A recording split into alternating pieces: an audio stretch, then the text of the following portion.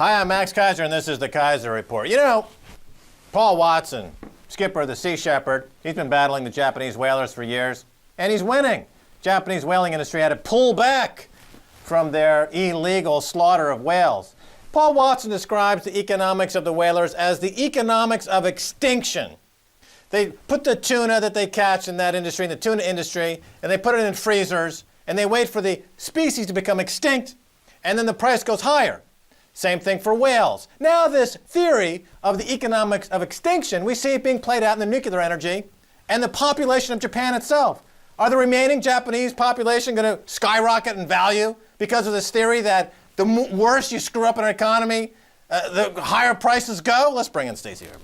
Max, well, speaking of extinction in relation to the Japanese nuclear disaster, documentation is emerging from 1972 when this plant and this reactor was designed, that the 3 nuclear scientists working on it resigned because it was so unsafe, this reactor built by GE. The US government and the Department of Energy was also aware of this, but they decided not to do anything because it would essentially make the nuclear industry extinct. Reckless. They're reckless, and they follow the masters of blind profiteering.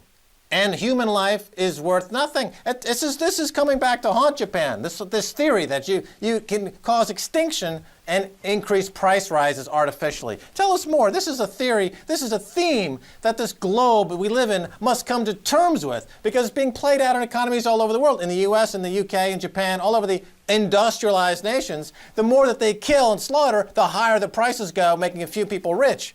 Okay, where did I see that before? Oh my God. Well, they're often selling us this story that look on the bright side of all of these disasters. That's the heart of this disaster capitalism that we operate in. So here's a headline. Fukushima is a triumph for nuke power. Build more reactors now! Exclamation point. Quake plus tsunami equals 1 minor radiation dose so far. So this is authored by Lewis Page of the Register, and his analysis shows, quote, Japan's nuclear power plants have performed magnificently in the face of a disaster hugely greater than they were designed to withstand, remaining entirely safe throughout and sustaining only minor damage. The unfolding Fukushima story has enormously strengthened the case for advanced nations, including Japan, to build more nuclear power plants in the knowledge that no imaginable disaster can result in serious problems. It's propaganda. It's propaganda from the nuclear industry, from the Japanese energy companies. Propaganda. I mean, you know, World War II, how about propaganda during then? I mean, Japan suffered enormously, and now they want to repeat the mistakes of what caused their pain from the 40s, and they want to do it for themselves, by themselves, to experience the pain by themselves. I mean, are you just insane? Are you all committing industrial assisted suicide? For what? For what? But once the money enters the equation, there's always 1 or 2 or 3 or 4, a handful of guys willing to do anything in the economics of extinction or dealing with dictators or killing people or slaughtering people for a few bucks. And, you know, this brings me to this next headline, Max. Exclusive. Saif al-Gaddafi wants money back from Sarkozy. So, you know, Sarkozy is leading the way. He's France is the first government to recognize the rebels in Libya as the legitimate government. So here's Saif al-Islam Gaddafi being interviewed on Euronews. And the interviewer asks him, what do you think of Sarkozy and France recognizing the rebels? And here's Saif's answer. Mm-hmm. Firstly, Sarkozy must repay Libya the money he took for his election campaign. We financed his election campaign, and we have all the details, and we're ready to publish them. The first thing we ask of this clown Sarkozy is to repay this money to the Libyan people. We helped him become president so that he would help the Libyan people, but he's disappointed us. And very soon we'll publish all the details and the documents and the bank payslips. Gaddafi and his son, by publishing these transcripts from the French government and by making the comments that they have concerning Hillary Clinton, are emerging as the true statesman in the world. Gaddafi is emerging as somebody who's honest and who's honestly insane. Whereas when you hear Clinton, she's masking her insanity. When you hear the leaders in Japan, they're masking their insanity by trying to parse their comments regarding this nuclear industry as pro-growth, which is as insane as what Gaddafi is talking about. But Gaddafi is, in a lot of ways, stripping away the artifice of the neoliberalism, disaster capitalism, and he's going old school. He's going Hannibal, old school, just conquer. You know, if you strip away the propaganda of Sarkozy, for example, you might have somebody that looks blatantly like Gaddafi, who is a statesman as he kills his people. He does kill thousands and thousands Compared of people. Compared to Clinton, he's a statesman. Compared to Obama, he's a statesman. Compared to the Japanese government, he is the statesman of the ages. I mean, look, America spends what, $1.5 trillion a year on military budgets. They've got bases all over the world. They're bankrupting their own society to keep themselves safe from terrorists. Here they have a guy, Gaddafi, who's obviously a psychopathic guy who's willing to kill his own people like Hussein did. It would take one unmanned drone, the same unmanned drones that they use in Pakistan, Afghanistan, Iraq, take out the guy for 50 cents. No, they're not going to do that. Why? Because he's in bed with Tony Blair. He's in bed with Obama. He's in bed with General Electric. He's in bed with Jeff Immelt and Gaddafi. They're all on the same board of directors. They're all murdering killers. They all follow economics of extinction. And what's Clinton doing? She's picking her nose. She's doing nothing. She's retired. She's announcing her retirement. For what? What did she do? Except kill people. Calm down. Well, I mean, that's the facts. You look like Gaddafi. Well, he's setting the tone. He's setting the stage. I mean, everyone should start dressing like, I predict within a year, people in the Paris fashion shows in Milan and Paris will be wearing the Gaddafi look. You know, that Bedouin African desert lifestyle, man. He's hip, he's cool, he's a psycho that you can believe in. But we also see capitalism at its best in terms of WikiLeaks has offered a new bar, a new example, a new sort of competition. Before, dictators used to just like come and retire in the south of France. That was their only option, that or be killed. Now they have the option of becoming a competitor to WikiLeaks. And this is something that a lot of these dictators have documentation. And for example, when we were in Cairo and all the protesters stormed the state security buildings, they found torture documents which proved American complicity in the torture going on there. Well, you mentioned the key word there, competition. Yeah. And unfortunately, those countries like the U.S. and Britain that espouse this idea of competitiveness, they're anything but competitive. And I see Obama wants to push through some new copyright laws that would make it even more difficult for people to share information online because of these new draconian copyright laws. Now, this, in fact, is another example of the U.S. failing to compete in the post-9/11 crybaby period of its history. Why don't they just get a big fat diaper and just compete on the amount of, that they can put into the global diaper? Because that's the only thing they're good at. Stop making me laugh. I'll try. Well, here's a scary headline that might make me stop laughing. U.S. food price rise is steepest in decades. In February, food prices in America soared at their fastest rate since 1974. The cost of producing finished foods jumped 3.9% last month from a year earlier as harsh winter weather exacerbated the already increasing price of many basic ingredients, including the food used. There is a bright side of this inflation, Max. Oh, do tell. That red-hot PPI number just proved that the inflation threat is a myth. This is a headline from, who do you think? Business Insider and Joe Wiesenthal. You're correct.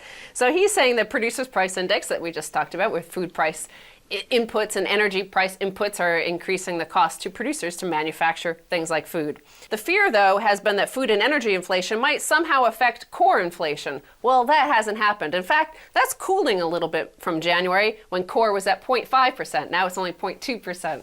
Well, it was recently a government official in the U.S. made the point that prices are going up for food, but they're going down for things like iPads. Because you can buy the same iPad 2 that you bought iPad 1 for the same price, but it's got twice the processing power. Therefore, inflation's going down. And that's the kind of hedonic adjustments and malarkey you hear from the government who manipulate statistics to make it look like they don't need to raise interest rates to pay pensioners the money that they owe them. That's what it is. It's a big scam. Because otherwise, if you raise interest rates, the entire U.S. economy comes down like a screeching Ponzi-esque Madoff hellhole of debt. But of course, they can't deal with that, so they keep saying, there's no inflation, we don't need to raise interest rates, it's all good. And you got Joe Wiesenthal and his gang, cheerleading the corruption from the sidelines. But it's also demonstrates that pretty much the only thing that separates the first world from the third world now is propaganda. There's an illusion of everything is okay in the first world. Whereas, for example, this inflation numbers, Zimbabwe doesn't know how to do hedonic adjustments. Well, I saw a headline actually that the inflation rate in Zimbabwe now is less than the UK. Yeah. So inflation in the UK, top line inflation, is running ahead of Zimbabwe in the UK. Unemployment in the UK just hit a new 17-year high. The entire post-Margaret Thatcher period has been a complete failure because that neoliberal model is intellectually bereft of anything that makes any frickin' sense. Speaking of bereft of anything that makes any sense, these final two headlines here show you the real problem that we face in the world. First is a tweet I saw. Japanese nuclear worker on the news, I am prepared to die to avoid meltdown.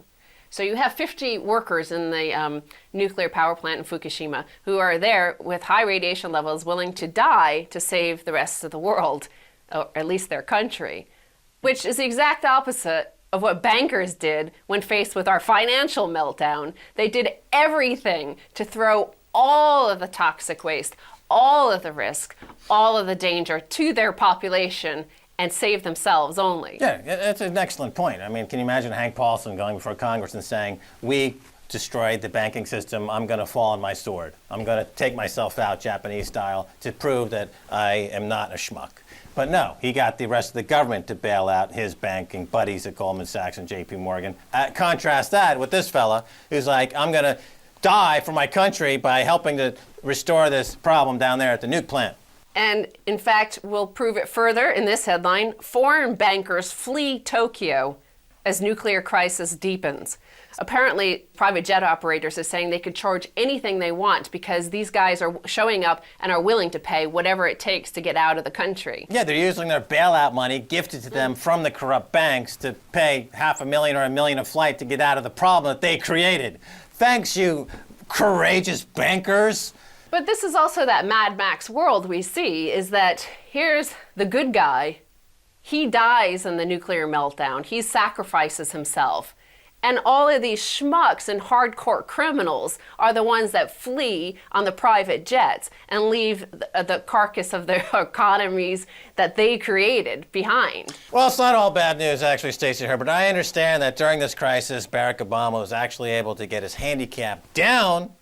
He's now golfing with, I think, a 9 handicap. Bravo, Obama. You're really working hard there. All right, Stacy Herbert, thanks so much for being on the Keiser Report. Thank you, Max. Don't go away. When I come back, I'll be ripping apart Joe Wiesenthal from Business Insider, so stay right there.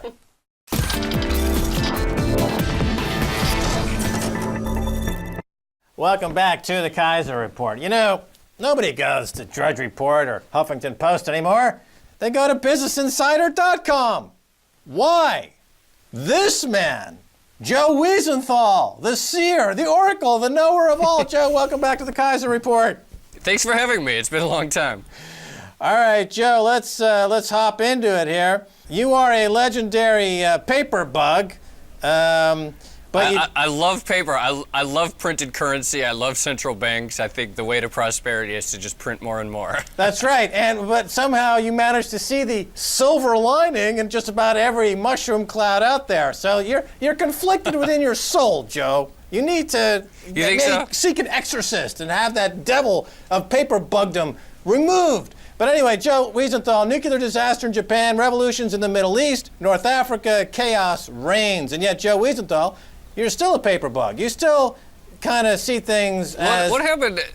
Japan is faced with an existential crisis, and everyone wants to buy yen. When is this collapse going to happen? This collapse. Every time a country's economy gets into trouble, every time you'd think we'd be on the precipice of doom, people buy dollars and they buy Swiss franc and they buy the yen. And you know, I haven't seen silver or gold surging since the earthquake.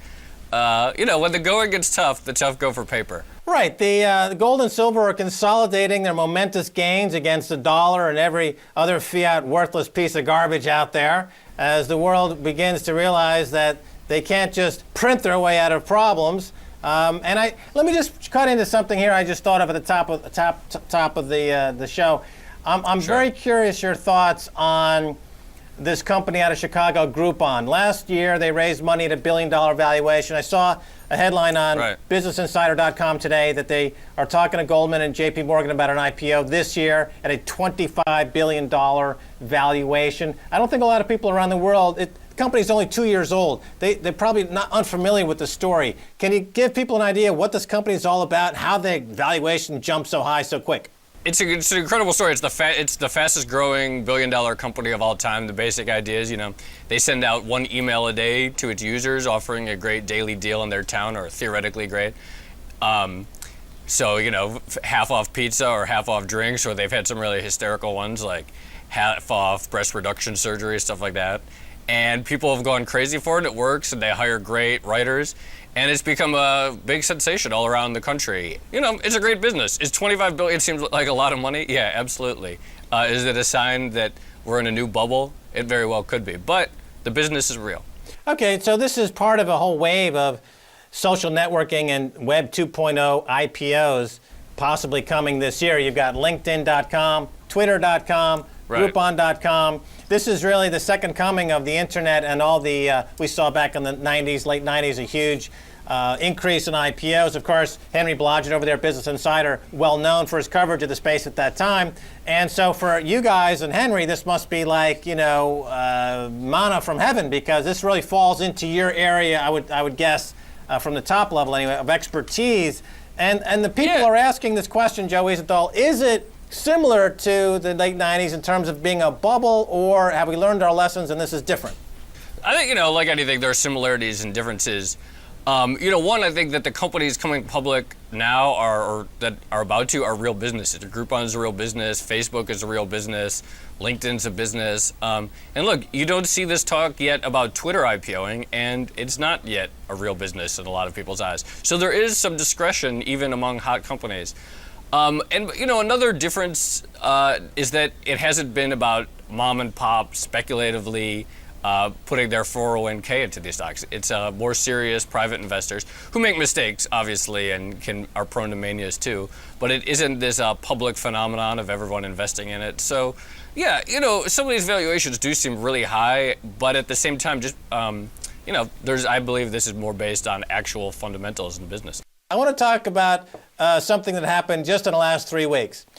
It's an interesting cross between pop culture, internet culture, Twitter. Charlie Sheen flamed out over at his big TV show, but he got close to 3 million Twitter followers in 2 weeks, and he seems to have invented, and Conan O'Brien before him, when he got fired from his network gig, took it to Twitter and reinvented himself in a lot of ways. But this seems to be an interesting challenge to old Hollywood, if you will. I don't know if you've given much thought to this, but if stars can break out. I think he has more followers on Twitter than whoever watched 2.5 Men. And when he was doing his nightly, Charlie's Corner live video cast, they went totally nuts. I mean, I think it's kind of like people are already over it. Like, for the first week of the Charlie Sheen thing, people went nuts at any mention, and now I think people are already kind of bored of his antics. But, as a concept, this idea that someone can just, totally say screw you to the network execs and become a star directly to his fans, it's huge. It's got to be incredibly threatening to the studios that they can do this. Right. So the Hollywood has been blindsided by the internet every step of the way. The only response seems to be to strengthen. Conversely, people have been calling for the death of TV for years now, and they're like, oh, no one's going to watch TV anymore, and everyone's cutting the cord and just going to watch internet on TV. And that actually hasn't happened, not even slightly.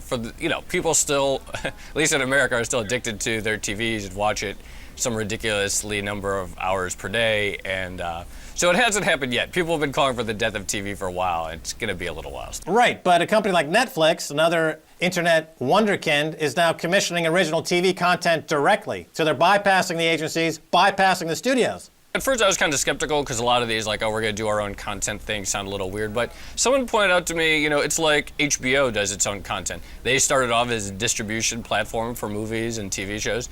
They started getting into their own TV shows, and it's been a huge hit and a reason why people are switching to HBO. If they could get really good quality, like high, well-produced dramas like HBO has, I could totally see it being a successful business for them. All right, let's talk about a couple of the competitors in this space. if you go to businessinsider.com, you would think that you guys were, on the payroll of Apple Computer or something. Now, that's not true. I'm not saying that that's true, right. But you seem to cover Apple an awful lot. But of course, Apple is now the second biggest market capitalized company in the world, so it makes sense that you would cover it. Right. But they, of course, want to get into this business. Amazon.com wants to get into the streaming business. Netflix is in the business. How do you see those three companies in the next couple of years? Who's going to be the winner, the loser? What do you think, Joe Wiesenthal? I don't, I might cop out and say there could be multiple winners, but I do think that Netflix faces a real challenge. I think Amazon is a really interesting one. People have a affinity and addiction to Amazon services, kind of like they have Netflix. People love their Amazon Prime. People like the music store at Amazon. People love the Kindle. So, adding a streaming element to the website that could be bundled in with one of those things, I could see it being a real hit. And, Apple is huge. They've had some flops in some of these experiments, especially when they try and get into TV and stuff like that. But, you can't discount them. And the reason we talk about Apple so much is because people are just obsessed with it. Every new product, every time one of Steve Jobs does a keynote for one of his new products, people go totally insane for it and want to see it. So it's not really us that are obsessed with Apple. Look, we're in the business of getting people to read our stuff. If people weren't obsessed with it, we wouldn't write about it. Let's shift gears for a second. Although another company going public this year is a company called, it's basically owned by Penthouse. It's called, it's a dating service online. Oh, right, Adult Friend Finder. Adult Friend Finder. I know you'd know the name of it, Joe. Right. And, but... No, only because I read about it today. Oh, yeah. When is Chat Roulette going public? That would seem like a natural. Haven't I seen you on Chat Roulette a few times, Joe Wiesenthal? No, I've never been on it, but that's when. No, I have. I have once or twice. But that's when you want to look for the bubble. When Chat Roulette goes public, I think you can stick a fork in it. We can come back here and say, all right, it's gone too far. All right, let's say in the minutes we have remaining here, let's go back to your main psychosis and your obsession with paper and Ben Bernanke and how this is somehow going to be a legitimate form of economic construction. Over there in Japan, they've been huge buyers of U.S. government treasury bonds. Are they going to be able to refinance their economy while simultaneously helping to finance the U.S. economy? This idea that Japan or China or someone is going to dump U.S. treasuries has been like the longest running myth forever. People have been calling for the Japan to go bankrupt forever. They're like, oh, this is the year that they finally can't service their debt anymore. And, actually, I think the problem is that people think about U.S. debt and Japanese debt. They're thinking about it as though we're on a gold standard. And they think about it as though there's this finite amount of currency in place. And that's why they keep making the error that we're all going to go bankrupt. When, in fact, because we're not, you have to think about the debt fundamentally differently, and it's not going to be an issue. Joe, if I have a donut shop and I'm selling donuts for $1 and they cost me $1.05 to produce, and I'm losing 5 cents on every donut, is that a good business to be in? No. Okay, so the U.S. Fed and the Bank of Japan and the Bank of England, their currencies are collapsing. Their economies are collapsing because they take a loss. No, their currencies are not collapsing. Japan has been in some form of quantitative easing for basically 20 years now, and the yen is at all-time highs. Why don't you explain that, or why don't you rectify that with your view of how the economy works? Because they blew through a huge multi-trillion-dollar savings account. They're now net importers of capital, and they weren't exporters of capital. And along with all these other fiat currencies, they're heading into the gutter. And this is obviously gold and silver are discounting this transition away from these overly indebted economies. Let me ask you a question. What percentage of income in the U.S. is applied towards servicing America's debt, Joe Wiesenthal? I don't know the number, but it's actually at lows we haven't seen in 20 years. It's called cognitive dissonance. You don't know the number because you don't want to know the number. You don't want to face the reality of the situation. It's 15%. When I post this 15% of the income goes to servicing debt. And what was it in the late 90s? It was growing at shocking amounts of numbers. When I post this video on our site, I'm going to include this chart that shows that the percentage of debt service has actually gone down as a percentage of GDP. That's right. And given enough slices of pizza and enough cups of coffee, you can look at a chart upside down and draw completely separate and opposite conclusions.